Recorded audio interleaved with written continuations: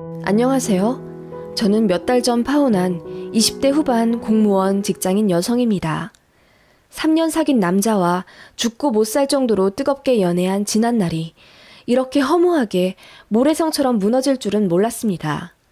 놀랍도록 이상한 예비 시모와 그 신우 때문에 파혼하긴 했지만 결과적으로 그런 신기루 같은 집안에 속아서 넘어갈 뻔했던 게 아찔할 정도입니다. 그래서 빨리 파혼한 게 다행이라고 생각하고요. 그렇게 생각하니 마음도 차분해지고 정리가 잘 되더라고요. 이혼보단 파혼이 낫다는 주변 사람들의 위로를 들었지만 솔직히 파혼하면서 이해 못할 일들이 많았기에 여기 사연 게시판에다가도 한번 써봅니다. 전 예비신랑, 편의상 이 글에선 남친이라고 호칭하겠습니다. 남친이랑 저는 대학 때 알게 된 사이였다가 연인으로 발전해 3년 사귀게 되었어요. 남친네 쪽은 학군 지역에서 중고등학생 대상으로 하는 학원을 운영하고 있었고 남친은 늘 그 학원을 물려받을 생각을 하고 있었습니다. 그래서 졸업하고 아예 학원 행정실에서 팀장급으로 근무 중이었어요. 대학 다닐 때부터 복수 전공으로 교육학까지 들으며 앞날을 준비해왔던 사람입니다.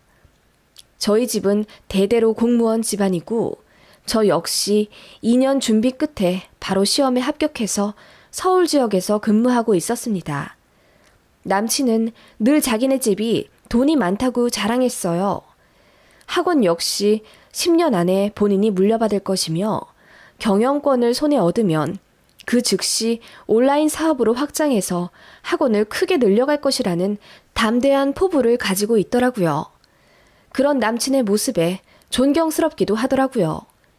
남친이랑 남친의 집안 쪽에서도 저희 연애가 3년 다 되어가니 자연스럽게 결혼할 것이라고 생각하고 있었습니다.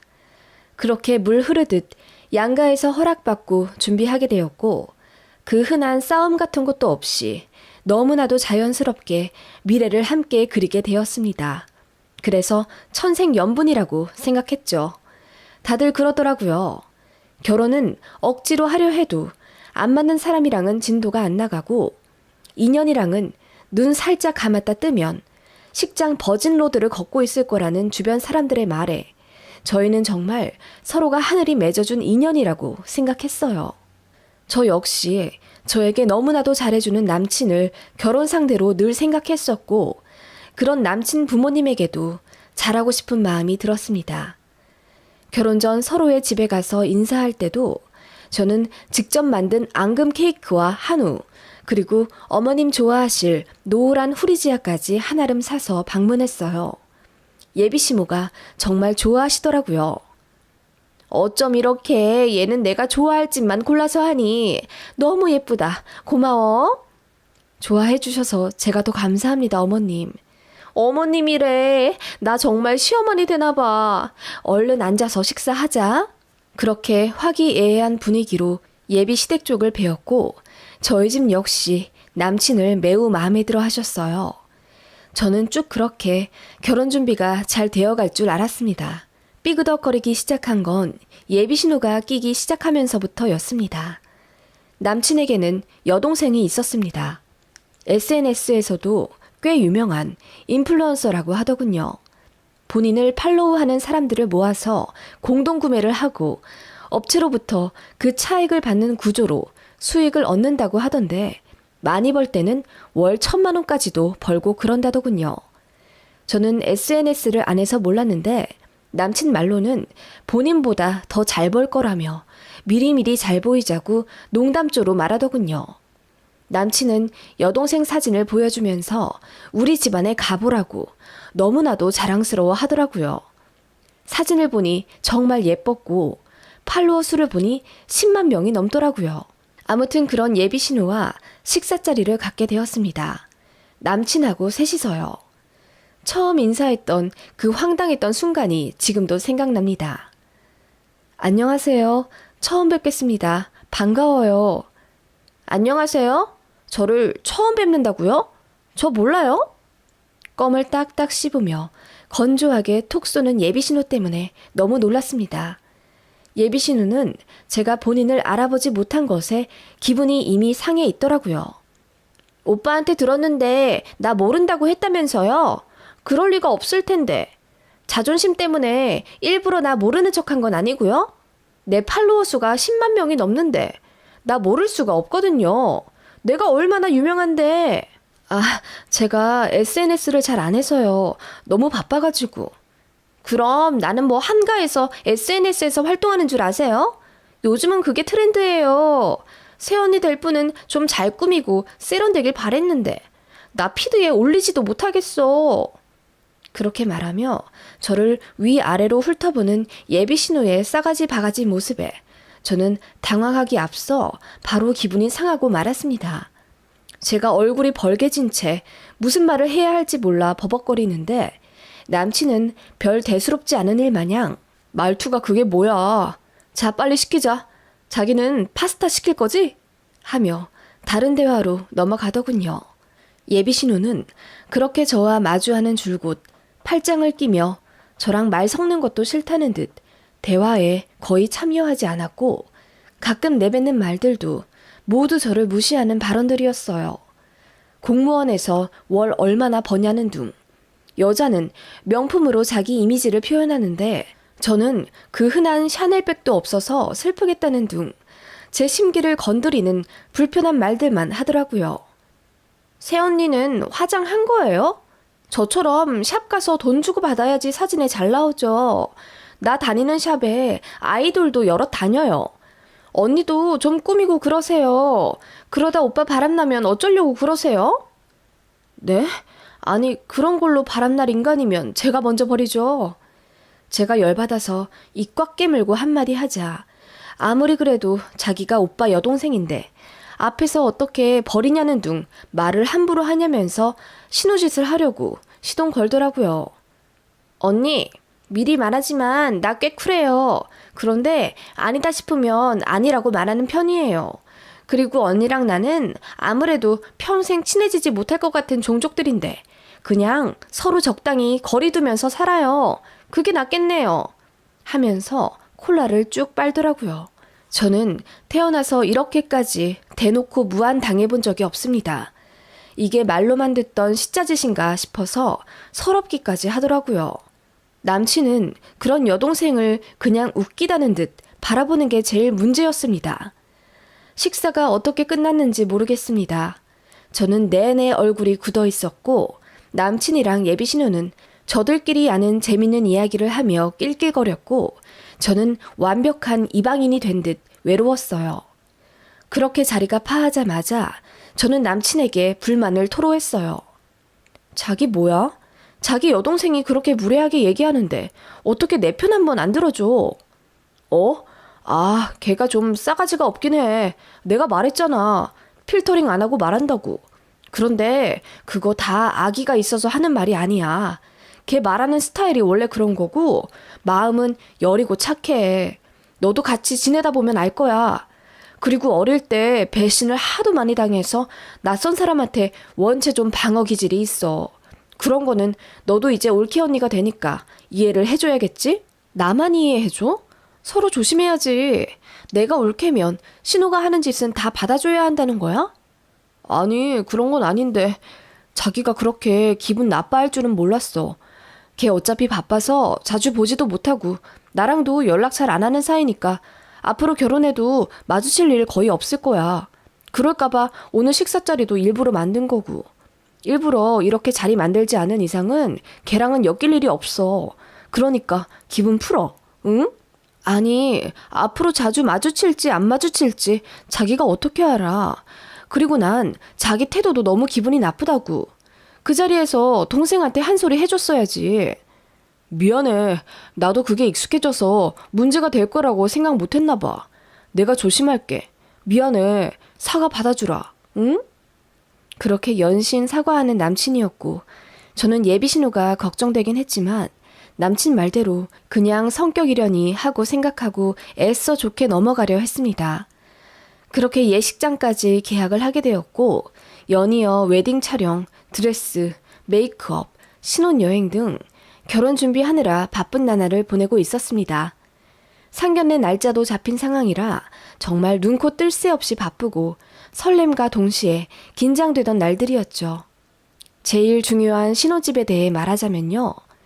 결혼 이야기 나오던 처음에 예비신모 되실 분이 신혼집을 해주시겠다 하셨어요. 남자가 집 해오는 게 당연하다 하시며 저더러 숟가락만 들고 오라고 농담조로 말씀하시더라고요. 물론 그 말을 100% 믿은 건 아니고요. 저도 공무원이라며 모은 돈 4천만 원과 친정에서 저 시집 보낼 때 1억 해주실 생각으로 저 어릴 때부터 따로 모아두신 종잣돈이 있었다고 말씀하셨어요. 저희도 성의를 최대한 보여서 결혼할 때 보탤 거라고 말씀드리니 너무 좋아하시더라고요. 솔직히 남친은 모은 돈이 거의 없었어요. 부모님 밑에서 일하니 연봉은 대기업 수준으로 받긴 했지만 그건 어디까지나 연봉 계약서 상의 금액이었고 부모님이 돈 관리해준다는 명목으로 거의 용돈 받아 생활하던 사람이더군요. 그걸 저는 결혼 준비와 동시에 서로 모은 돈 오픈하는 과정에서 알게 되었어요. 남친은 그래도 의기양양하더라고요. 부모님이 결혼할 때 다 되돌려 주신다고 했다면서 그냥 부모님이 운영하고 있는 학원 자체가 자기 것이라며 으스댔어요. 아니나 다를까 예비시댁에서도 그런 식으로 말씀하셨고요. 그렇게 예비신부는 처음에는 매매로 서울권 아파트를 구해주시겠다 하셨는데 나중에 말이 바뀌시더니 전세로 해주시겠다 하더군요. 그러다가 또 다시 말이 바뀌어서는 학원 재정 문제로 당장 현금을 융통하기가 어렵다며 3억만 보태주시겠다 하더군요. 말이 여러 번 바뀌어서 혼란스럽긴 했지만 솔직히 3억이 어디인가요? 요즘 세상에 하도 억억거려 말이 쉬운 돈이지. 그것도 정말 굉장히 큰 돈이잖아요. 솔직히 저는 그것도 감사하다 생각했습니다만 저희 친정에서는 예비시댁이 자꾸 말 바꾸는 것에 대해 걱정하시더라고요. 그런데 말이 또다시 바뀌어 2억만 해주실 수 있겠다고 저한테 예비시모가 직접 전화를 걸어 말씀해 주시더라고요. 너무 미안해. 나는 한 5, 6억 정도 융통 가능할 줄 알았는데 애들 아빠 말 들어보니까 당장은 그렇게 하기가 힘들겠더라고. 너희 집이 공무원 집안이라 잘 모르실 수 있겠는데 오해는 하지 마. 회사 경영하다 보면 이런 일은 비일비재해. 당장 융통이 안 되는 거지 돈이 없다는 건 절대로 아니야. 우리 학원 재정 가치가 얼마나 높은데. 아무튼 일단 되는 대로 해서 신혼집 구해서 살고 내가 5년 안으로 아파트 하나 꼭 해줄게. 우리 학원 잘 되는 거 알잖아. 그치? 미안하다. 아, 네, 괜찮습니다. 개의치 마세요. 그렇게 연신 미안하다 말씀하시는 예비시모 앞에서 저는 괜찮다 말씀드릴 수밖에 없었습니다. 뭔가 삐그덕거리기 시작한다는 걸 느끼면서도 거기서 스탑을 외치기엔 뭔가 용기가 안 났어요. 결혼 준비하시는 분들은 아실 겁니다. 예식장 계약하고 본격 준비 시작하고 나면 무르기가 너무나도 힘이 듭니다. 이미 주변에 결혼한다 소문은 쫙 났고 청첩장만 찍어 돌리는 상황인데 보수적인 공무원 분위기에선 파혼 이야기 꺼내는 것조차 뭔가 조심스럽습니다. 그런데 막상 모든 패가 까 뒤집어진 상태에서 제대로 보니 돈 많다 자랑했던 예비시댁과 남친은 2억 해오고 평범한 공무원 집안인 저희는 1억 4천을 가져가는 상황인 거죠. 친정엄마는 얘기 듣고 나서 노발대발 하시며 당장 결혼 준비를 멈추라고 화내셨습니다. 남친한테도 따로 전화하셔서는 왜 부모님 말씀이 계속 바뀌시냐며 이렇게 해서는 딸 절대로 못 보낸다 하셨습니다. 그 바람에 남친이 저희 집에 찾아와 무릎 꿇고 울고불고 빌면서 제발 한 번만 믿어달라 호소하더군요. 학원 재정에 일시적으로 문제가 생겼는데 그것만 해결하면 바로 10수억이 융통된다며 믿어달라 빌더라고요. 그렇게까지 말하는 남친이었고 하도 울고불고 난리치며 저랑 꼭 결혼하고 싶다고 애절하게 비는 통에 일단 알겠다 하고 내보냈습니다. 하지만 저희 부모님은 뭔가 해결되지 않는 이상한 점들이 느껴진다며 일단 상견례를 조금 더 미루고 신혼여행이며 스드메 계약을 잠시 멈춰두라고 하셨죠. 돈을 2억 해오는 것에 문제를 삼은 건 절대로 아닙니다. 자꾸 말을 바꾸시는 것이 뭔가 문제가 있다는 생각이 드신 거죠. 왜냐하면 당장이라도 신혼집 매매해 줄 듯이 돈 많다고 자랑했던 집안이니까요. 그래서 파혼이라기보단 잠정적 중단 상황이 되었습니다. 사람들이 결혼 준비 어떻게 되어 가냐고 물으면 그냥 대충 둘러대며 천천히 하게 되었다고 말했고 마음이 참 착잡하더라고요. 예비시댁에서도 상황을 알게 되었는데 별 말씀을 안 하시더라고요.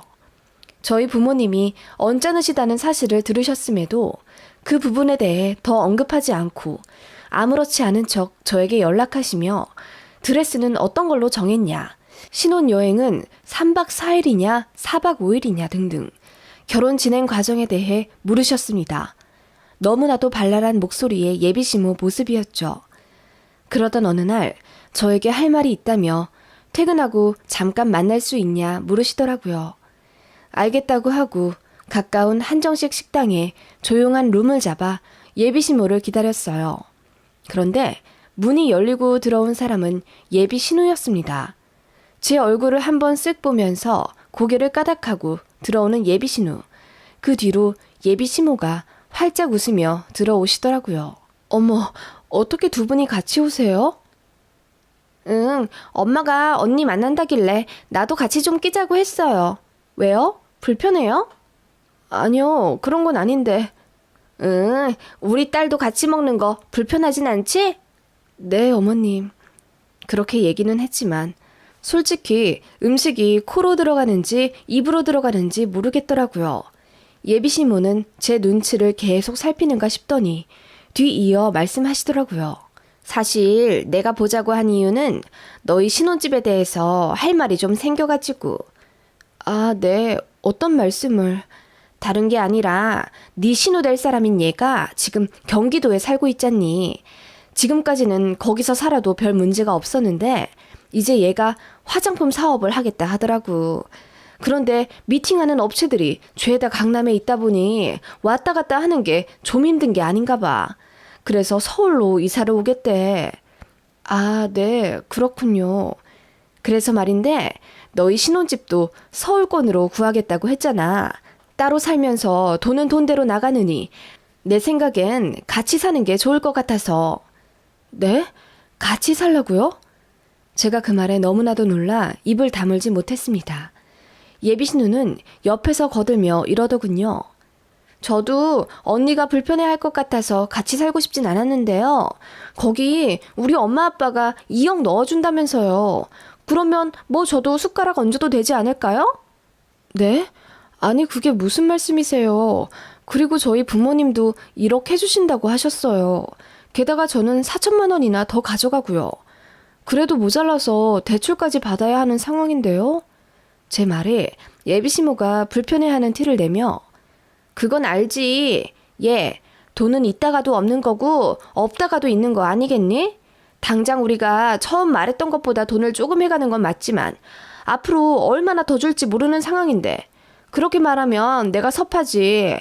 그리고 좌우당간 너희 집보다 돈 더 해가는 건 기정사실이잖니. 2억이나 해준다는데 요즘 누가 2억을 턱턱 내준다니? 아니 어머님, 얘 말 맞다나? 솔직히 우리가 그 정도로 돈 해주는 것도 있는데 방 한 칸 내주는 게 그렇게 어렵니? 그냥 작은 방 하나 주면 돼. 아기 생기기 전까지만 같이 살고. 맞아요 언니. 저 어차피 라이브 방송 자주 해야 돼서 집에 애기 소리 들리면 안 돼요. 그래서 언니 오빠 딱 신혼 때까지만 같이 살게요. 그냥 출퇴근 용도로만 오빠네 집 쓸게요. 제일 작은 방 하나만 줘 주시면 돼요. 그리고 밥은 저 식단하는 게 있으니까 따로 먹으면 돼서 제 밥까진 안 차려주셔도 돼요. 좋죠? 너무나도 당연하게 방 한 칸 내어주길 요구하는 예비시모와 신우 때문에 저는 어이가 없어서 헛웃음이 나왔습니다. 그래서 참다 못해 말했어요. 저희 부모님도 1억 같이 내어주시는데 그럼 제 동생도 잠깐 들어오라고 해도 되나요?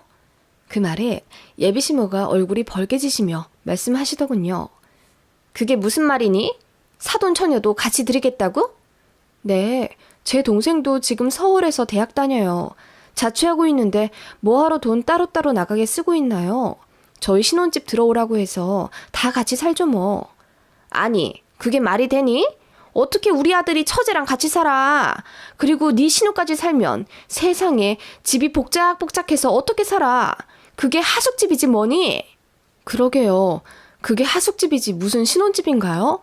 그런데 어머님이랑 아가씨 말씀에 따르면 2억 해주셨으니까 제가 신우랑 같이 살아도 된다는 논리시잖아요.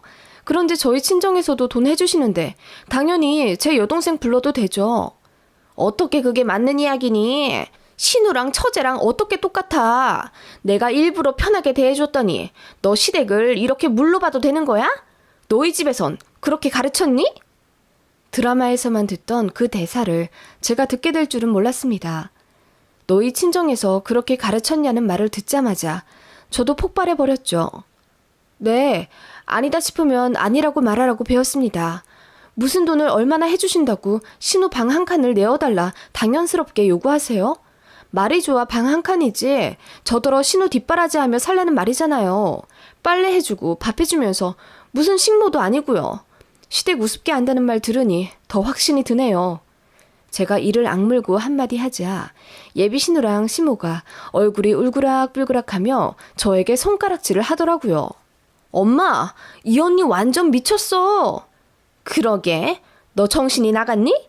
시댁 가족 하나같이 살자는데 그렇게까지 우리한테 화낼 일이야?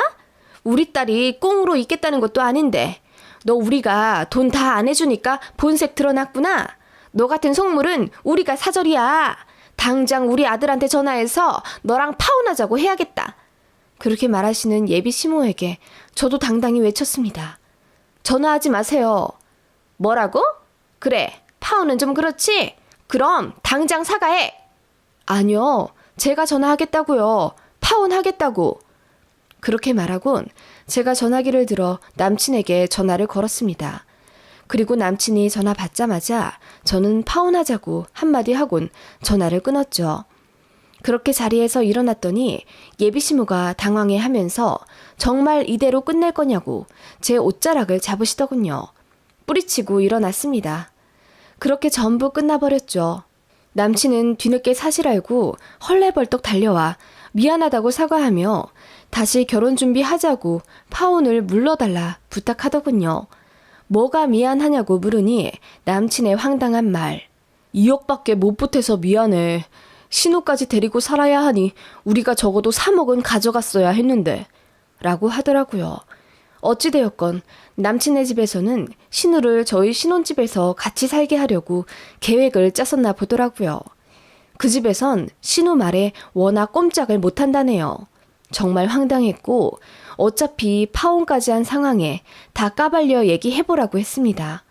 왜 자꾸 예비시모의 말이 바뀌었는지 그것부터 설명해보라고 하니 얼머무리던 남친이 마침내 입을 열더군요.